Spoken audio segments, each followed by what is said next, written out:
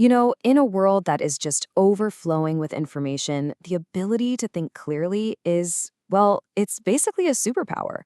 Today, we're going to break down a really powerful framework for analysis.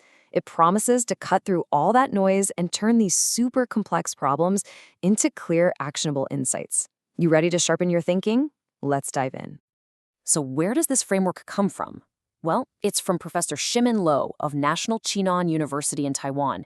He's a real expert in strategy, management, and leadership, with this great mix of deep academic knowledge and tons of experience as a global executive. He has this amazing knack for taking complex theories and making them incredibly practical, which is exactly what we're aiming for here. Okay, so let's kick things off with a question that's fundamental for all of us. When you're looking at a problem, is your analysis built on a solid foundation of fact, or is it maybe a little clouded by your own feelings, your biases, your interpretations? This framework is designed to help you solve that exact problem. Here's our game plan for today. We're going to start with the most essential skill, separating fact from opinion. After that, we'll get into the weeds of the X-MIMA-Y model for building really solid arguments. Then, we'll put it all to the test with a real-world case study on TSMC, and we'll wrap up with a handy checklist to help you sharpen your own analytical skills. All right, first things first, observation.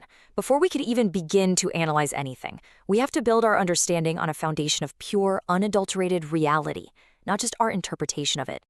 Now, here's a really powerful way to think about this: the camera versus brain analogy. See, an objective fact is anything an external device could record, what a camera physically sees, what a microphone picks up, the numbers on a report. But a subjective opinion, that's your brain's interpretation of all that data. It's your judgments, like efficient, your emotions, like ugly, and your reactions, like anxious. And this coffee war example just makes it crystal clear. An opinion is vague, right? The coffee is hard to drink, the clerk looks unpleasant. But a factual observation is precise, it's measurable. Between 8 and 9 a.m., 50 people walked in, but only 3 actually bought coffee. You see how the second one gives you a real problem you can actually solve, while the first just gives you a feeling? So here are a few rules you can apply to your own thinking. First, use the camera test. If a camera couldn't capture it, it's not an objective fact. Simple. Second, try the no adjectives rule. Just record the raw data and behaviors, not your descriptions of them. And finally, when you're taking notes, literally create separate layers or columns for the objective facts and for your own reflections on them.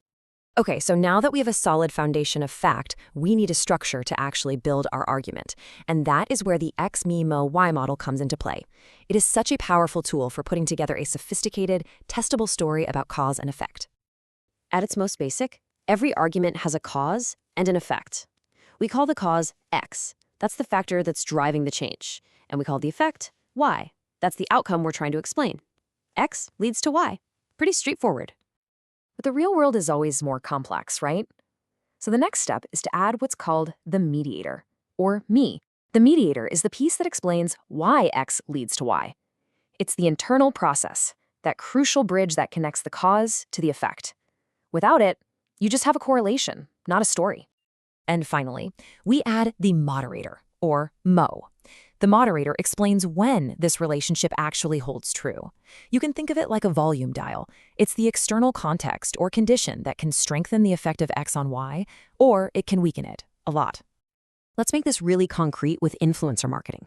The cause, X, is an influencer recommending a product. The effect, Y, is that people want to buy it. But why does it work? Well, because of the mediator, me, trust. The audience trusts the influencer. And when does it work best? That's our moderator, Mo, the price. A low price makes that effect much stronger. A high price weakens it, no matter how much trust you have. Okay, now let's take this framework and apply it to a really complex real-world issue: TSMC's expansion into the United States. This is where we see how the model goes from just a theory to a tool for high-stakes strategic analysis. The core challenge here isn't just about the tech or building a factory. As this quote frames it, the real issue is a deep conflict of work culture and management systems. This is fundamentally a human problem, not just a technical one. All right, let's map this whole situation onto our model. The desired effect, Y, is, of course, high operational performance. Good yields, efficiency, profit. The key cause, X, to get there is TSMC's ability to adopt its management style.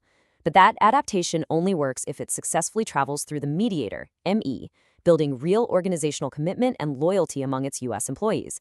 And this entire situation is being cranked up to 11 by the moderator, Mo. Intense geopolitical pressure, which is forcing the project forward even when the business logic might say to slow down. Now, this framework also really helps with something called dialectical thinking. On one side, you have the thesis. TSMC must go to the US for geopolitical reasons. It's a necessity. On the other side, you have the antithesis, the counter-argument that they absolutely should not go because the high costs and cultural clashes could destroy their core business model. And here's the thing, both of these points are valid. So, the brilliant move here isn't to pick a side, but to find a higher-level solution, the synthesis. The answer is a dual-track strategy. The U.S. factory isn't meant to perfectly replicate Taiwan's efficiency. Instead, it's redefined as a high-premium service center for key clients. At the same time, Taiwan remains the hyper-efficient hub for R&D and mass production. You see? It integrates both realities into one coherent strategy. Whew, okay. We've covered a lot of ground, from simple observation all the way to some pretty complex strategic thinking. Now, let's make sure these skills actually stick. Here's how you can continue to sharpen your analytical abilities. Think of this as your personal checklist. Before you finalize any big analysis, just ask yourself these questions.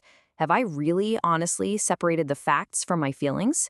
Have I seriously considered the opposite viewpoint? Can I map my logic onto that X mu Y mo model? Can I clearly point to the cause, the effect, the why, and the when? And look, to truly get a handle on these frameworks, I highly recommend you explore Professor Shihmin Lo's YouTube channel. It is packed with more in-depth lectures and fascinating case studies that are absolutely worth your time.